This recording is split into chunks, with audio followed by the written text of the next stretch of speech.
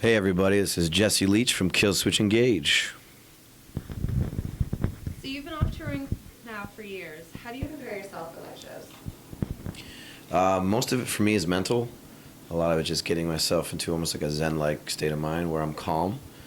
And then I have a whole routine of warm-ups that I do. I drink a lot of warm water, a lot of ginger and honey. A lot of not fun stuff, basically, to get ready to make sure my voice is working properly and I can hit the notes. But yeah, it's sort of like a zen-like state of mind is pretty important to be calm, allow technique to take over, balance the technique and emotion.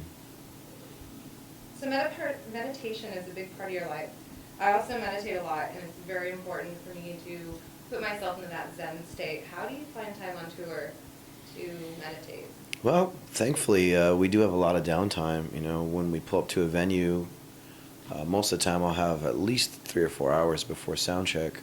Go to a park, go to a nice location, or just even in my own bunk, and just go through breathing exercises. It's really crucial. And I also deal with anxiety as well, which is, meditation has helped a lot with that, breathing exercises, stuff like that. But I always find time for it. I have to do it. Keeps me sane. And what is your most interesting encounter with a fan you've had so far on this tour? Kind of all blurs together. People tend to be really amazing, though. Very sweet and very emotional, and want to tell me a little bit about their life story and why the lyrics relate to their lives. And I'm just honored that people care that much and pay attention to my lyrics that much. I mean, that's why I do it still. A lot of it for me is about the message, so I'm just honored when people take the time to say thank you, because I feel like I should say the same thing to them. Right. Well, you guys seem to really respect your fan base. Like, got to. You made these first few shows in New York City. They looked really up close and Oh, it's personal. amazing. Yeah, those are great. Those are some of the best shows we played in years. Without the crowd barriers, without security, and just really getting FaceTime with the fans, without that gap. It's so important, man. So let's discuss the new record, Incarnate. The song Strength of the Mind is full of empowering lyrics. They've helped me overcome some tough times here recently, so thank you for that. But can you explain what they mean to you? Strength of the mind. Yeah, basically it's just about dealing with depression and anxiety. I mean, that's the general, theme of the song. And the way I like to write is I really enjoy sort of keeping it ambiguous enough where the listener can draw their own definition from the song. For me it comes from a very personal place, but I try to write it in such a way where, you can attach your own story to it, your own ideas. And once you describe pulling inspiration from, like, current events and media, what is the most disgusting abuse of power that you've witnessed while doing your research? Was there one that stuck out? Not one thing in particular. I mean, there's so much garbage right now in the media between who's running for the presidential campaign, between the abuses of power with law enforcement I've seen in New York City, killing of innocent people. I mean, racism across the board in media. We're living in pretty tough times right now. So all that stuff fuels me and makes me want to speak out against it in my own way, poetically speaking. Yeah, and with Incarnate, you said that you wanted the lyrics to send a message. Yeah. So what kind of message would that be? Like, what are you trying to get people to hear and open their eyes to? I think the general statement of this record would be that we all go through hard times, we all suffer, but to try to find the strength to overcome those things and to find compassion for each other. We need a lot more love and compassion for each other in this world. The album cover is phenomenal. I believe bass player Mike D'Antonio took the idea from a nightmare of yours. Is that right? Yeah, Mike took it. I had a nightmare. I saw a vision of a man being pulled apart by 2 snakes and 2 cranes. And Mike took that idea and actually gave it to an artist, which I can't think of his name right now. He's from Indonesia. And he interpreted it through a painting, and then Mike took that painting and made it the album cover. So the song Loyalty was written for Game of Thrones mixtape.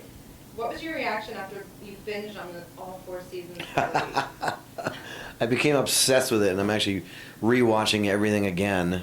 It was an honor to be a part of that, and I was raised on reading Lord of the Rings and and C.S. Lewis's books, The Chronicles of Narnia. So I've always been sort of a fantasy sci-fi nerd because of my parents.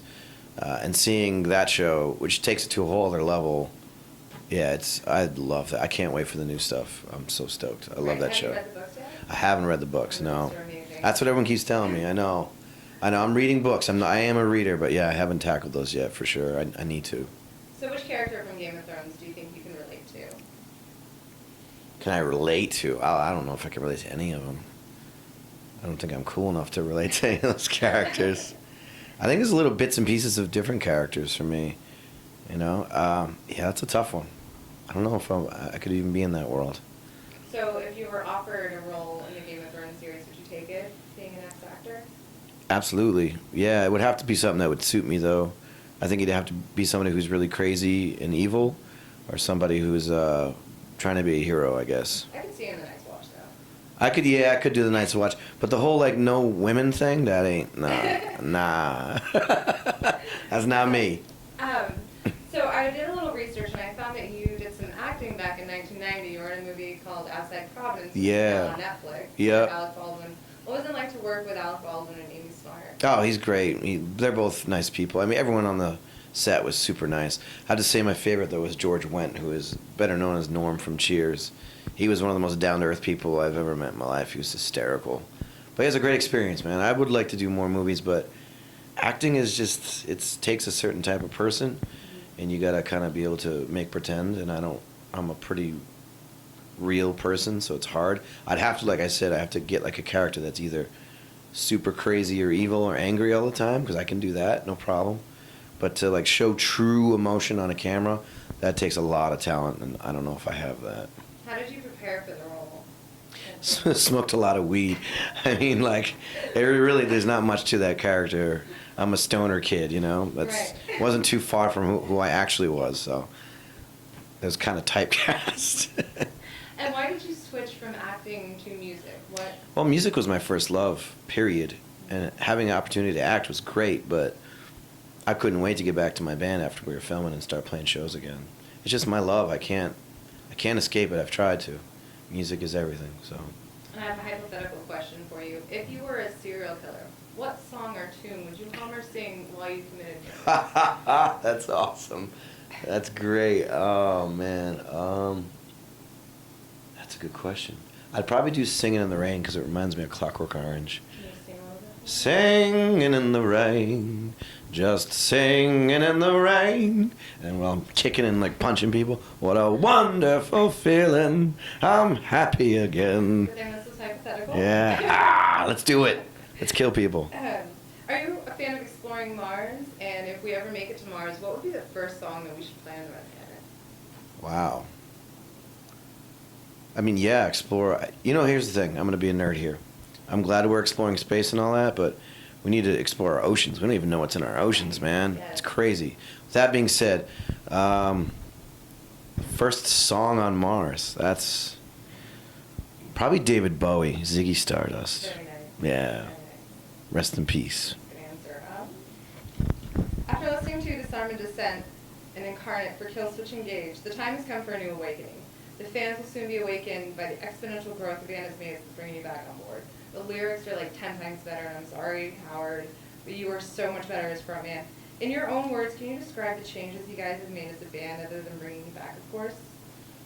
Yeah, I think there's a lot of growth. Perspective is, you know, something that's really crucial when you get out of a situation. I think the transition for those guys coming out of the era with Howard and then the transition of me coming back, I think all parties involved sort of learned a lot from our experiences, and it made us appreciate the music more. And I think, if I can speak for those guys, made them appreciate the life that they've been living. You know, when you do something for so long, you tend to take it for granted sometimes, as with any relationship or anything that goes on in your life. And when something tragic or crazy happens, it really makes you reflect on what you've been through.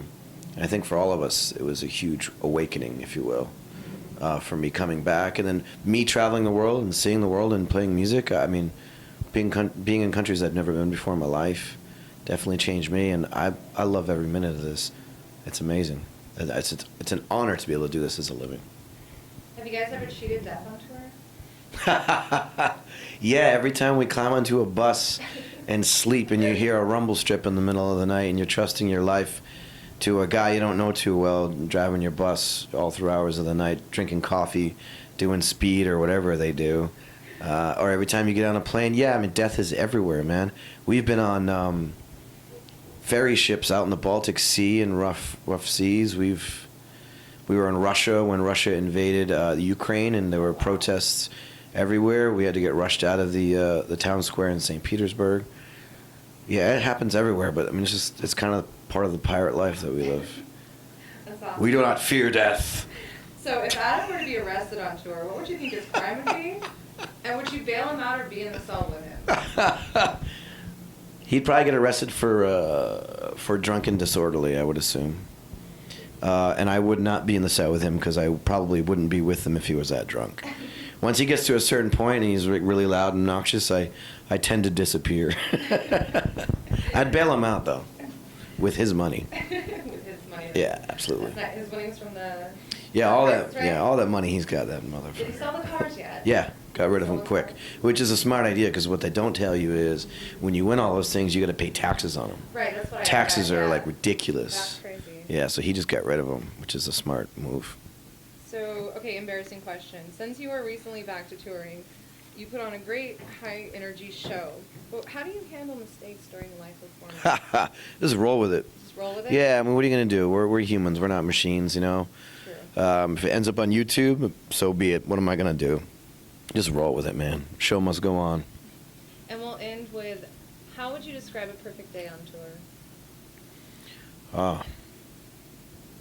Landing in a nice place where the sun is shining, the weather is nice. There's either a nice park nearby or a museum or somewhere I can go have a coffee and just be a normal human being for a little while. Have a good sound check, packed house, great audience, and some good drinks at a bar after. That sounds like the perfect day on tour for me. Sounds good. Yeah. What's your favorite drink? Tequila. Tequila. Aged tequila, the Añejo or the Reposado tequilas. With a little bit of ice and sip it. Love it. Nothing like it.